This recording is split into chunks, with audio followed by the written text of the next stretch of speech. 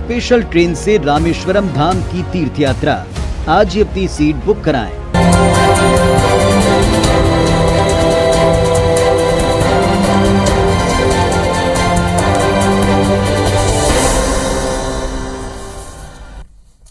नमस्कार, छत्तीसगढ़ की बात में आप सभी का स्वागत करता हूं। मैं राहुल सौमित्र। छत्तीसगढ़ में 2023 विधानसभा चुनाव होने हैं। आप सब इस बात को भली भांति जानते हैं। सत्ता की कुर्सी हासिल करने के लिए बीजेपी और कांग्रेस दोनों पूरी मेहनत कर रहे हैं, जी जान से मेहनत कर रहे हैं। दोनों तरफ से हमले हम रहे हैं, एक दूसरे की घेराबंदी की पुरजोर कोशिश जारी है। आरोप प्रत्यारोप की लड़ाई अब छत्तीसगढ़ बनाम गुजरात मॉडल पर आ गई। यानी एक के पास छत्तीसगढ़ मॉडल है और दूसरे के पास गुजरात मॉडल है। दोनों पक्ष अपने मॉडल को एक दूसरे से बेहतर बता रहा है। वो कह रहा है कि हमारा छत्तीसगढ़ मॉडल बेहतर है, वो कह रहा है कि हमारा गुजरात मॉडल बेहतर है। अब सवाल है कि आम छत्तीसगढ़िया को कौन सा मॉडल ज्यादा पसंद आता है? आगामी चुनाव में किस मॉडल की जीत होगी? तमाम पहलुओं पर विस्तार से चर्चा होगी। लेकिन जैसा कि आप जानते हैं, एक रिपोर्ट समझिए, देखिए, उसके बाद करते हैं बहस।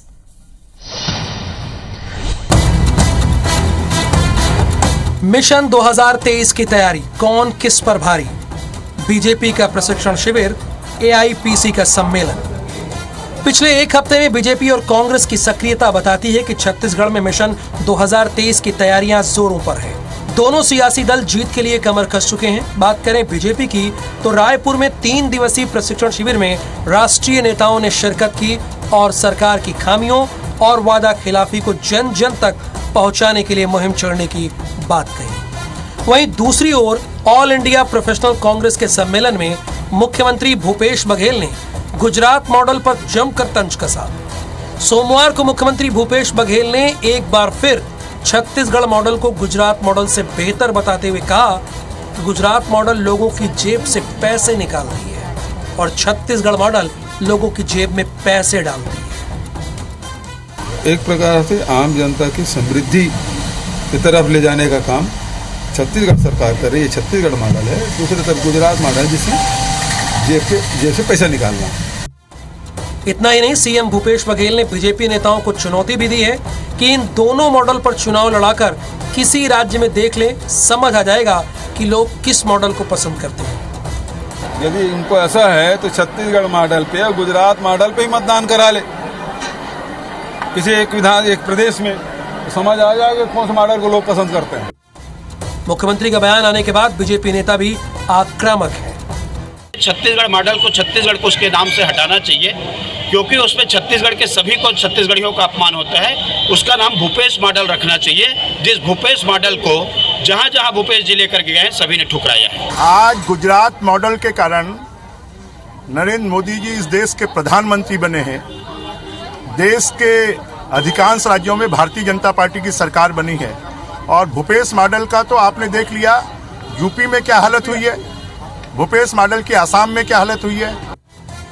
दरअसल गुजरात मॉडल के मायने प्रधानमंत्री नरेंद्र मोदी की नेतृत्व वाली केंद्र सरकार है, जिसके कार्यकाल में महंगाई, जीएसटी और बेरोजगारी जैसे मुद्दों को लेकर कांग्रेस सदन से सड़क तक आंदोलनरत है। इस स्थिति में छत्तीसगढ़ की भूपेश सरकार की योजनाएं न केवल छत्तीसगढ़ बल्कि अन्य राज्यों को भी खूब भा रही हैं। छत्तीसगढ़ पहुंचने वाले कांग्रेस के केंद्रीय नेतृत्व भी इस योजना की तारीफ करते नहीं थकते। छत्तीसगढ़ की मॉडल उदाहरण दिखा है पूरा देश के लिए। अगर कांग्रेस अधिकार में वापस आए तो किस किस्म की सरकार देखी जाएगी। मैं गर्व से कहता हूँ, हम छत्तीसगढ़ आके देखिए कि कैसे लोग संतुष्ट है हमारी सरकार के काम से। यही उदाहरण हम सबको दिखाना चाहते हैं। बहरहाल जैसे जैसे विधानसभा चुनाव नजदीक आ रहे हैं, प्रदेश में छत्तीसगढ़ मॉडल बनाम गुजरात मॉडल की लड़ाई तेज होती जा रही है। ऐसे में बड़ा सवाल है कि छत्तीसगढ़ की जनता को छत्तीसगढ़ मॉडल पसंद आएगा या गुजरात मॉडल। सवाल यह भी है कि 2023 के सियासी दंगल में कौन ज्यादा भारी पड़ेगा, बीजेपी का भगवा या फिर बघेल का न्याय। सौरभ सिंह परिहार, IBC 24, रायपुर। तो ये तो 15 महीने बाद तय ही हो जाएगा कि छत्तीसगढ़ मॉडल बेहतर या गुजरात मॉडल। दो बड़े खास मेहमान इस वक्त IBC 24 के स्टूडियो में हमारे साथ हैं। संजय श्रीवास्तव जी हैं, भारतीय जनता पार्टी के नेता हैं। संजय जी, आपका स्वागत है। अटल श्रीवास्तव जी हैं, अध्यक्ष पर्यटन बोर्ड के और कांग्रेस के नेता हैं। आपका भी बहुत स्वागत अटल श्रीवास्तव जी। अटल श्रीवास्तव जी, आप तो गुजरात मॉडल से छत्तीसगढ़ मॉडल की तुलना कर रहे हैं। गुजरात मॉडल के जरिए पूरे देश की सरकार है, तो इस आत्मविश्वास के पीछे की वजह क्या है?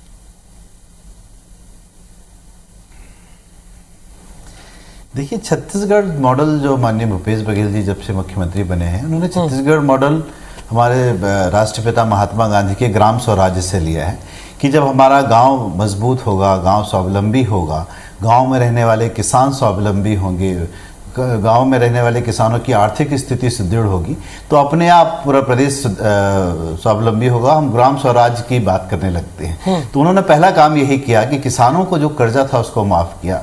किसान जो हमारे अन्नदाता हैं उनको 2500 रुपये धान की कीमत दी ताकि वो समृद्ध होकर और खेती की तरफ ध्यान दें। हमारा रकबा बढ़ने लगा, हमारी खरीदी बढ़ने लगी, गांव का किसान समृद्ध होने लगा।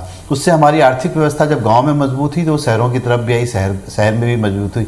उन्होंने दूसरा काम किया कि हमारे यहाँ 32% आदिवासी रहते हैं, जो वनोपज पर आधारित उनकी आर्थिक स्थिति होती है। हमारी पहले की सरकारों ने 15 सालों में केवल 7 वनोपज की सरकारी समर्थन मूल्य में खरीदी की थी, पर माननीय भूपेश बघेल जी की सरकार ने 65 वनोपज है जिसकी जो सरकारी रेट पर खरीदी हो रही है। उससे वनांचल में रहने वाले आदिवासियों की आर्थिक स्थिति सुधरी। हमारे यहाँ के जो छात्रों के स्कूल एजुकेशन की बात होती थी, जो पहले कभी दिल्ली मॉडल कहलाता था कि दिल्ली में जो उनकी सरकार है वो वहाँ स्कूलों को बहुत अच्छा कर रही है। हमारे यहाँ 173 आत्मानंद स्कूल खुले हैं, अंग्रेजी माध्यम स्कूल खुले हैं, जहाँ पर लाइन लगी हुई है अभी भी छात्रों के एडमिशन की कि सभी लोग चाहते हैं, चाहे मध्यम वर्गीय हो, गरीब आदमियों को अपने बच्चों को अच्छे स्कूल में पढ़ाए।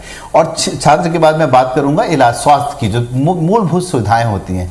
धन्वंतरी योजना 65% तक कम दरों पर बड़ी बड़ी कंपनियों की दवाइयां धन्वंतरी स्टोर्स के हर जगह पर मौजूद हो रही हैं। अभी तक लगभग 20 करोड़ का फायदा लोगों को मिल चुका है। तो ये भी हमारी जो भी योजनाएं हैं वो गांव के अंतिम छोर तक है। जहां तक आप बात करेंगे गुजरात मॉडल की, तो मुझे समझ में आता है कि गुजरात मॉडल वही है, पुलिस पर आज्ञाकारी प्रोपोगंडा और चैनल, और अंत में हिंदू और मुस्लिम। आखिर गोधरा कांड से जो स्टार्ट हुआ गुजरात मॉडल, वो गुजरात मॉडल यही था कि पहले भाइयों को भाइयों में बांटो, हिंदू मुस्लिम की लड़ाई कराओ और एक धर्म विशेष के नाम पर सत्ता पर हासिल करो। और वही गुजरात मॉडल धीरे धीरे 2001 से 2014 तक मुख्यमंत्री के रूप में नरेंद्र मोदी वहां थे, और जब से 2014 में केंद्र सरकार में बैठे अभी भी उसी मॉडल पे ही चर्चा करते हैं कि किस तरीके से हिंदू मुस्लिम की लड़ाई कराएं, इस देश को बंटवारे के नाम से करें, दंगे फैलाएं और सत्ता हासिल करने के लिए इन सब प्रोपोगंडा। और मेरे को समझ में जो आता है कि वही गुजरात मॉडल है। आप बात करेंगे कि 2003 में जैसे अडानी की संपत्ति 3000 करोड़ थी गुजरात में, 2014 पहुंचते पहुंचते उसी अडानी के कंपनी का जो टर्नओवर है वो 75,000 करोड़ बढ़ जाता, और अब तो वो दुनिया के सबसे रिचेस्ट पर्सन में आने लगा 2014 से 2022 तक। तो ये ग्रोथ है गुजरात की, ये है गुजरात मॉडल कि अपने लोगों को अब हम दो और हमारे दो का विकास होगा। ये गुजरात मॉडल। और हमारे मुख्यमंत्री की योजना है कि किसान, गरीब, आदिवासी, गांव में रहने वाला मजदूर, गरीब छात्र, इनके लिए हमारा मॉडल है जो छत्तीसगढ़ मॉडल कहलाता है। चलिए, छत्तीसगढ़ मॉडल के बाद अब गुजरात मॉडल के बारे में जानते हैं। संजय श्रीवास्तव जी।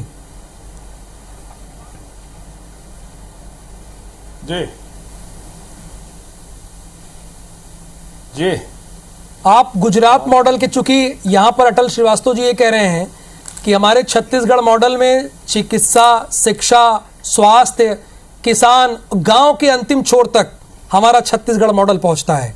जो गुजरात मॉडल है वो तो हम दो हमारे दो तक ही सीमित है, ये उनका कहना है अटल श्रीवास्तव जी का।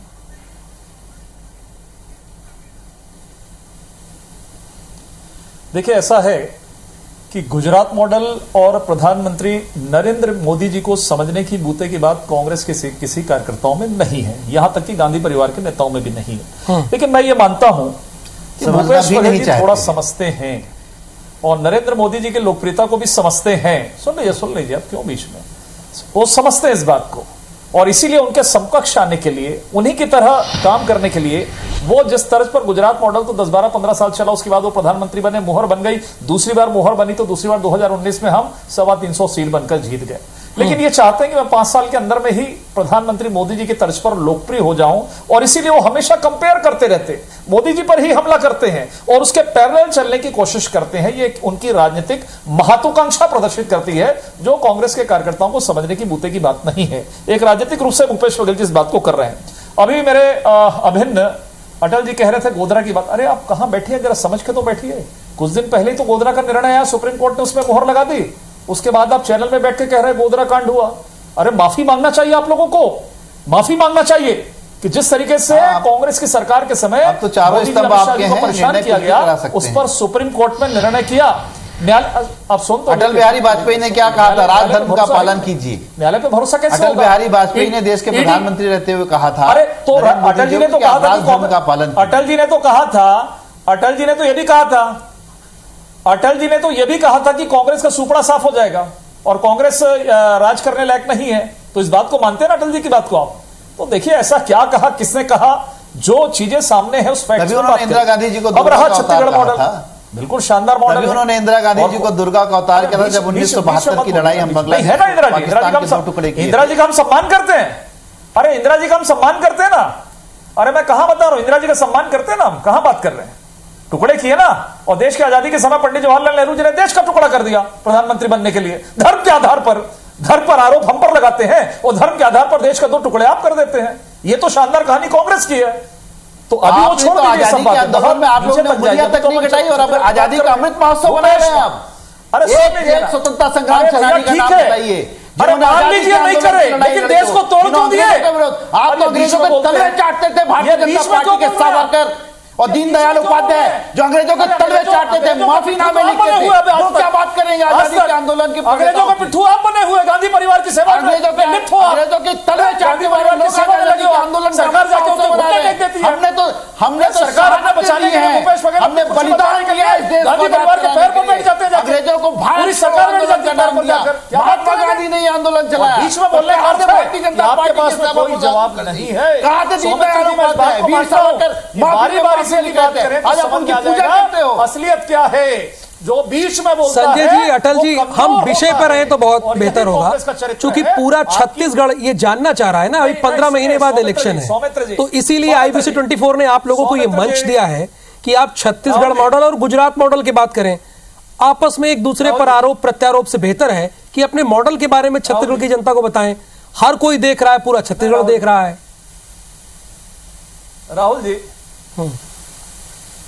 राहुल जी इन्हें तो कुछ भी समझ में नहीं आता है, तो ये बोलते हैं 70 साल में क्या किया। संजय जी, अटल जी ने तो अपनी पूरी बारी रख ली, आप उलझ गए। 70 कहा, मैं तो बोले ही नहीं। उन्होंने तो अपनी बात रख ली, आप उलझ गए बातों में। मैं कहां उलझ गया? अरे वो मैं जब बोल रहा था तो वो बीच में बोले ना। चलिए, अरे जब मेरा टर्न था तब वो बीच में आप बोले। अपनी बात खत्म कीजिए, गुजरात मॉडल के बारे में गंभीरता से सुना। बोलिए, मैं चुप हूं, आप बोलिए। हाँ, खत्म करिए। गुजरात मॉडल की बात बोलिए। गुजरात मॉडल देखिए ऐसा है, गुजरात मॉडल को बताने की आवश्यकता ही नहीं है, फिर बीच में बोल रहे हैं। चलिए, गुजरात मॉडल को बताने की जरूरत नहीं है। गुजरात मॉडल चला है 1 बार, 2 बार, 3 बार, सुन लीजिए 4 बार उन्होंने कहा, 4 बार वो सरकार में आए, उसके बाद प्रधानमंत्री बने। पूरे गुजरात मॉडल को देश की जनता ने स्वीकार किया, 1 बार नहीं 2 बार स्वीकार किया।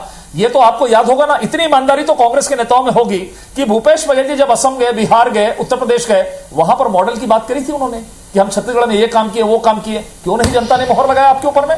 मोदी जी को तो 5-6 बार मोहर लग गई कि आपके काम ठीक है। इनका तो 1 बार भी मोहर नहीं लगी, न असम, न बिहार, न उत्तराखंड, न उत्तर प्रदेश और हिमाचल में। आज नोट कर लीजिए, आज की तारीख 1 अगस्त, हिमाचल में भी इनका मॉडल कितना ध्वस्त होगा ये आप देख लेना। चलिए, ब्रेक के बाद इसी का जवाब अटल श्रीवास्तव जी से लेंगे। संजय श्रीवास्तव जी ने कहा कि गुजरात मॉडल के जरिए तो केंद्र में वो आए, कई राज्यों में आए, लेकिन छत्तीसगढ़ मॉडल तो फेल रहा। उन्होंने नाम गिनाया कि यूपी, असम, हिमाचल, कहीं नहीं चला छत्तीसगढ़ मॉडल। ये संजय श्रीवास्तव जी कह रहे हैं। हाँ जी।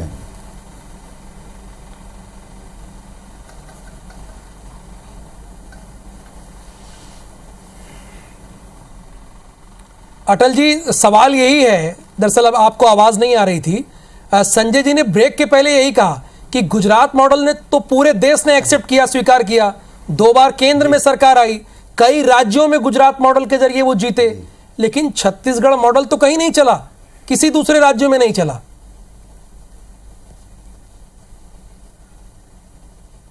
देखिए, छत्तीसगढ़ की भौगोलिक स्थिति, वहाँ वाले के रहने वालों की ज़रूरतें सब अलग अलग प्रदेशों पर अलग अलग है। मैं आपसे फिर कह रहा हूँ कि गुजरात भी बाकी प्रदेशों से भौगोलिक रूप से, भाषाई रूप से, जातिगत रूप से, सांस्कृतिक रूप से अलग अलग, वहाँ पे सौराष्ट्र अलग है, वो अलग। इनका गुजरात मॉडल केवल एक है जहाँ पर बहस की और असहमति की कोई जगह नहीं है। ये गुजरात का बेसिक मॉडल है। और इन्होंने किया क्या गुजरात में, आप देखिए लोहिला जज का क्या हुआ, उसका मर्डर का आज तक मिस्ट्री रह गई। संजीव भट्ट जो आईपीएस अधिकारी थे आज जेल में सड़ रहे हैं क्योंकि उन्होंने असहमति व्यक्त की थी। केशुभाई पटेल इनके जो पूर्व मुख्यमंत्री थे, उनका क्या हाल हुआ, उनको हटा के कौन मुख्यमंत्री बना और उसके बाद उसने किस तरीके का शासन चलाया। तो जो हिटलर शाही है, वो हिटलर शाही लगातार 2001 से 2000 तक गुजरात में चली और 2014 के बाद देश में चल रही है। हिटलर का भी समय ज़्यादा समय तक नहीं रहा है, इसलिए आप चिंता ना करें। ये जो गुजरात मॉडल है, जो हिटलर शाही का मॉडल है, वो ज़्यादा समय तक देश पर नहीं चलेगा। ये देश लोकतांत्रिक देश है और इस देश की जनता बहुत जागरूक है। जिस दिन वो जागेगी, ये जितने भी हिटलर लोग आए हैं वो चलेगी और इनका कोई मॉडल नहीं चलने वाला है। आज इनका मॉडल इन्हीं में चल रहा है। आपने उत्तर प्रदेश के चुनाव में सुना होगा कि एक इत्र कारोबारी थे पुष्पराज जैन जी, उनके यहाँ छापा पड़ा, 150-200 करोड़ रुपए का नगद पकड़ाया, उसके बाद सोना पकड़ाया। और बाद में आपने कभी किसी न्यूज़ चैनल में उस न्यूज़ के बारे में सुना? क्योंकि वो गलती से एक दूसरे जैन के यहाँ चले गए थे जो कि भारतीय जनता पार्टी का आदमी था और वो पैसे का आज तक कोई पता चला कि वो पैसा क्या हुआ, सोना क्या हुआ। तो इनके पास पहुंचने के बाद आदमी पूरी तरीके से गंगा जल से नहा के शुद्ध हो जाता है और बाकी पूरे देश में बेईमान लोग हैं।